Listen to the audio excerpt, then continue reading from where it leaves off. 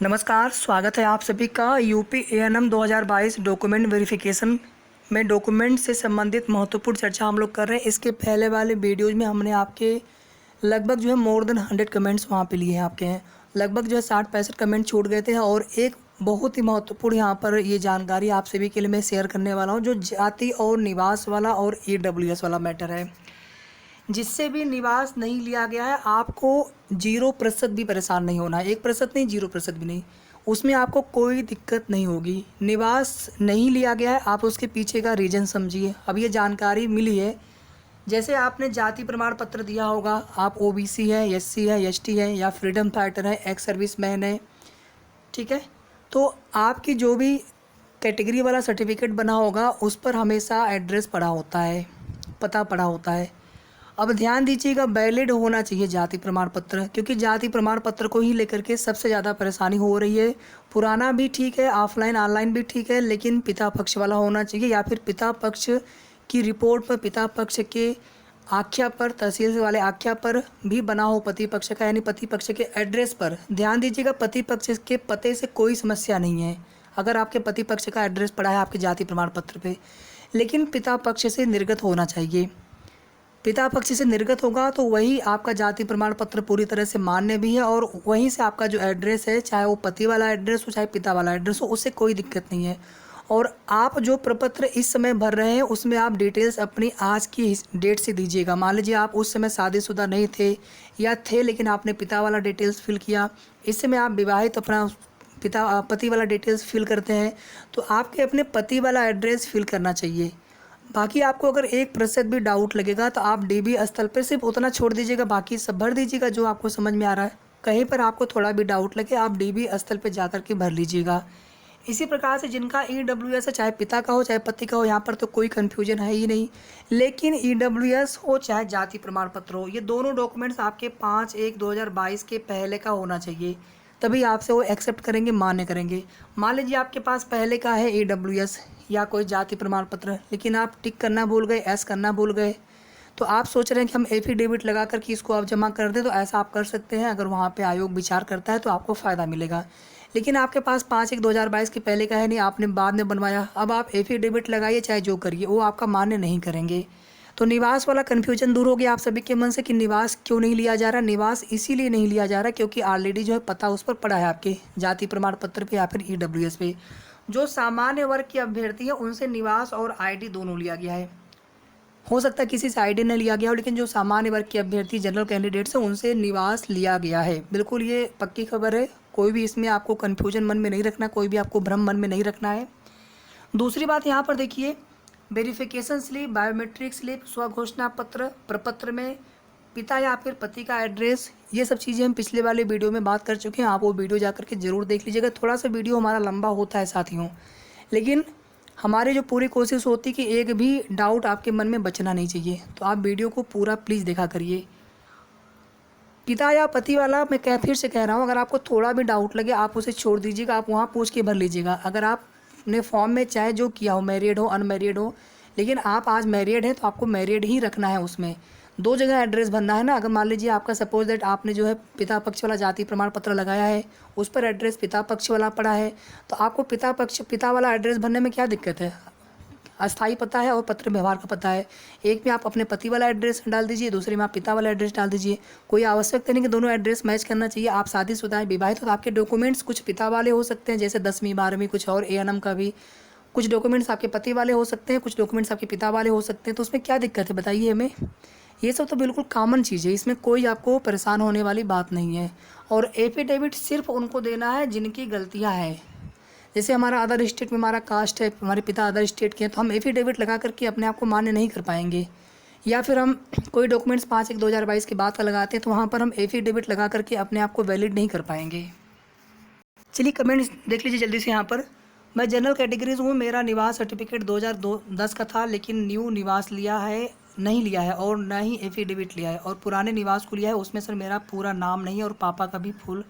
तो अगर आपने पुराना दिया था तो आपको चाहिए था, हमने क्या बताया था आपसे, पहली बात तो आपको नया वाला सिर्फ और सिर्फ जो पुराने वाले के आधार पर जो नया वाला बना होगा और पिता पक्ष वाला बना होगा जाति प्रमाण पत्र, निवास तो कहीं का भी हो वो आपका चलेगा। और हमको लग रहा है आप सामान्य वर्ग से हैं 100%, ठीक है, तो आपको निवास देना ही देना था। तो आपने जो पुराना वाला दिया है उसमें निवास आपका सही भरा हो, एड्रेस सही भरा हो, उससे आपको दिक्कत नहीं होगी, ठीक है। बाकी आपको थोड़ा भी अगर डाउट लगे तो आप एक एप्लीकेशन लिखिए इस समय कि सर हमारी ये गलती है निवास में, और उसके लिए आप एक एफिडेविट बनवा लीजिए और ये दोनों आप ले जा करके ज़रूर जमा कर दीजिए आयोग से। देखिए यहाँ पर हम इसके लिए प्रयास जारी है, जो एएनएम रजिस्ट्रेशन जिनका 5/1/2022 की बात का है ना, किसी को रिजेक्ट नहीं करना चाहिए, इसके लिए हम लोग पूरी कोशिश करेंगे।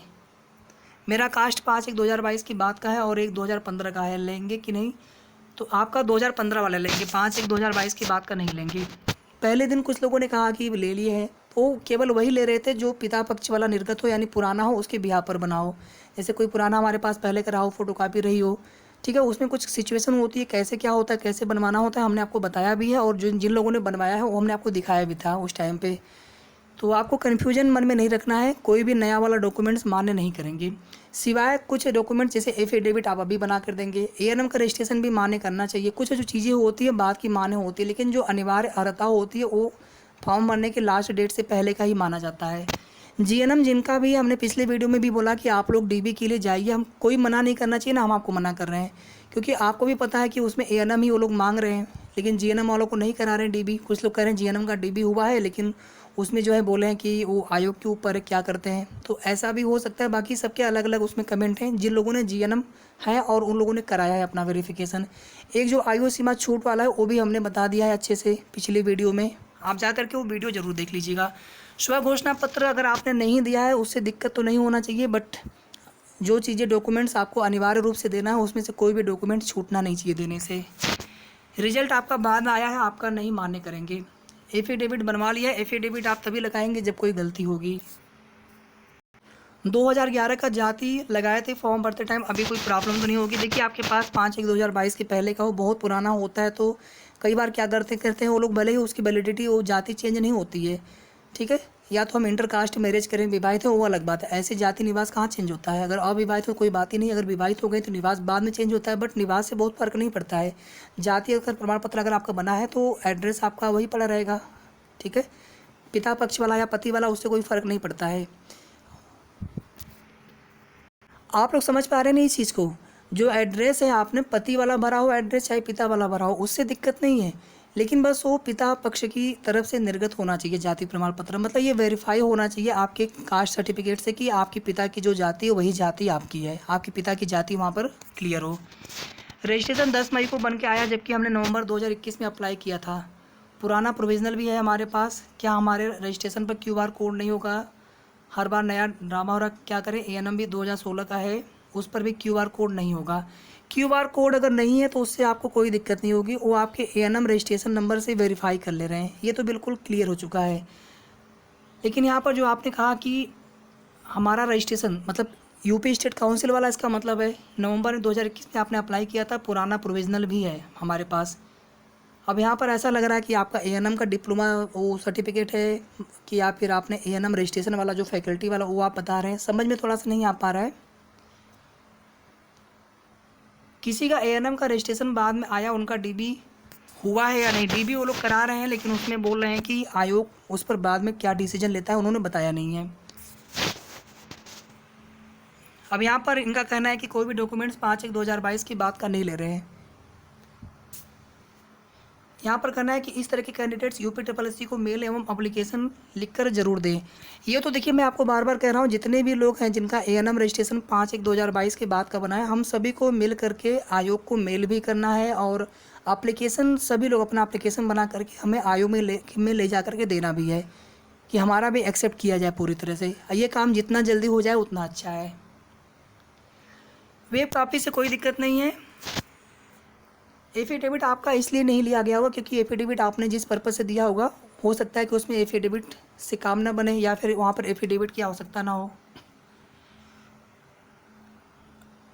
जाति निवास पुराना था, न्यू भी लिया, बट उसके लिए एफिडेविट बनवाया था, उसके लिए नहीं लिया। तो नया वाले जाति प्रमाण पत्र को या जो निवास तो वैसे भी नहीं ले रहे हैं, जाति पर लिखा होता है एड्रेस और EWS पर भी लिखा होता है एड्रेस, तो निवास अगर अलग से नहीं लिया है तो उसमें परेशान नहीं हो रहा, लेकिन नया वाला जो आपको देना था वहाँ पे आप एफिडेविट लगा करके आप नहीं दे पाएंगे। साथ ही कि 3 साल बाद मैंने एएनएम का फॉर्म डाला, फादर का नाम फिल हो गया और मेरिट पर टिक भी किया, जबकि कास्ट सर्टिफिकेट और डोमिसाइल सर्टिफिकेट और एड्रेस पति का पड़ा है। तो प्रपत्र 1 में 6 नंबर पे क्या भरें, पिता या पति की डिटेल्स? अगर आपको मालूम है तो रिप्लाई करिए। इसके बारे में देखिए हम बता चुके हैं विस्तार से, वीडियो को आप एक बार फिर से पूरा सुन लीजिएगा। रिपीट करेंगे तो फिर वो वीडियो बहुत लंबा हो जाता है, फिर वही चीज़ें आपको दोबारा सुननी पड़ती है, फिर आप वीडियो स्किप करने लग जाते हैं। ये देखिए जीएनएम वाले यहाँ पर कैंडिडेट हैं, इनका कई कमेंट आया था और बिल्कुल आप सभी के साथ सिंपैथी हमारी है और हमको ये लग रहा है, हमको मतलब हमारा ये मतलब मानना है कि जीएनएम वालों को भी मौका मिलना चाहिए। अगर आप मेरिट में आते हैं, क्राइटेरिया फुलफिल करते हैं अनरिजर्व की, तो जितने भी रिजर्व कैटेगरी के कैंडिडेट्स होते हैं उनकी ओवरलैपिंग होगी, आरक्षण का जो नियम है, प्रावधान है, उसके अनुसार। देखिए यहाँ पर बोले हैं कि बिल्कुल परेशान ना हो, जीएनएम का डीबी हो रहा है, कन्फर्म कर लिया है, आप डीबी के लिए पहुँचे ज़रूर, ठीक है, इन्होंने ये बोला है। और बाकी बहुत लोगों की कमेंट या ज़्यादातर कमेंट ऐसे ही हैं कि उन्होंने बोला है कि जीएनएम का नहीं ले रहे हैं। यहाँ पर भी देखेंगे तो जीएनएम का नहीं ले रहे हैं, उनको वापस कर दिया। मेरे सामने बोले आप एएनएम नहीं हो, एएनएम का डॉक्यूमेंट्स चाहिए। हाई स्कूल और इंटर के नंबर एएनएम फॉर्म में नोट होते हैं, क्या ग्रेजुएशन के नंबर प्रपत्र में फिल कर सकते हैं? एएनएम फॉर्म में ग्रेजुएशन के नंबर नहीं लगे तो आप छोड़ दीजिए, 10th 12th का और एएनएम का आप पूरा कंप्लीट भर दीजिएगा, दोनों ईयर का, ये आपको नहीं छोड़ना है। मैरिडियल स्टेटस गलत हुआ है, उसका वो कैसे सही होगा? मतलब आपने कहीं पर भरने में गलती की है तो उसके लिए आपके पास बस एक सलूशन है कि आप एक एप्लीकेशन लिखिए कि सर हमसे ये गलती हो गई है, और उसका आप एक एफिडेविट बनवा लीजिए। हालांकि इसमें एफिडेविट की आवश्यकता नहीं, क्योंकि पहले गलती है नहीं, इसमें गलती हुई है, या आप बनवा लीजिएगा, उसको ले जाकर के आप आयोग में जमा कर लीजिए। ये सब चीज़ें आपसे गलती हो कैसे जाती हैं, हम समझ नहीं पा रहे हैं, गलतियाँ होनी नहीं चाहिए। मेरा नाम कुमारी पूनम है सभी जगह, बट अनुभव में पूनम यादव है और मानव संपदा में भी सही है, तो क्या करें? मतलब केवल एक जगह आपका पूनम यादव है, आप एफिडेविट लिखवा लीजिए इसके लिए, क्योंकि अगर इसी वजह से अगर कोई दिक्कत हुई बाद में तो फिर हमेशा पछताना पड़ेगा। जिसके डॉक्यूमेंट में एफिडेविट लगा है उसका डॉक्यूमेंट अलग क्यों रख रहे हैं, वो भी हम बता चुके हैं क्यों अलग रख रहे हैं पिछले वाले वीडियो में विस्तार से। डीबी के लिए मेरा एएनएम का डिप्लोमा वेरीफाई के लिए नहीं गया था, तो उससे कोई दिक्कत नहीं। जिन पर क्यूआर कोड पड़ा है, नहीं पड़ा है, उनका एएनएम रजिस्ट्रेशन से वेरीफाई कर ले रहे हैं वो लोग, उसमें आपको परेशान नहीं होना। एक्स सर्विसमैन एएनएम कैंडिडेट्स कितने हैं शायद पूछे, यहाँ पर है, आप लोगों की संख्या बहुत कम है। ST, freedom fighter, ex serviceman, इसमें जितने भी लोग हैं ना सबका सिलेक्शन हो जाना है, बल्कि हो सकता है सीटें खाली न रह जाए आपकी। ईडब्ल्यूएस में भी मेरिट बहुत कम जाएगी, एससी की भी मेरिट कम जाएगी। ईडब्ल्यूएस में बहुत लोगों का हुआ है डीबी, ठीक है, बस आपका जो ईडब्ल्यूएस है ना वो 5/1/2022 के पहले का होना चाहिए।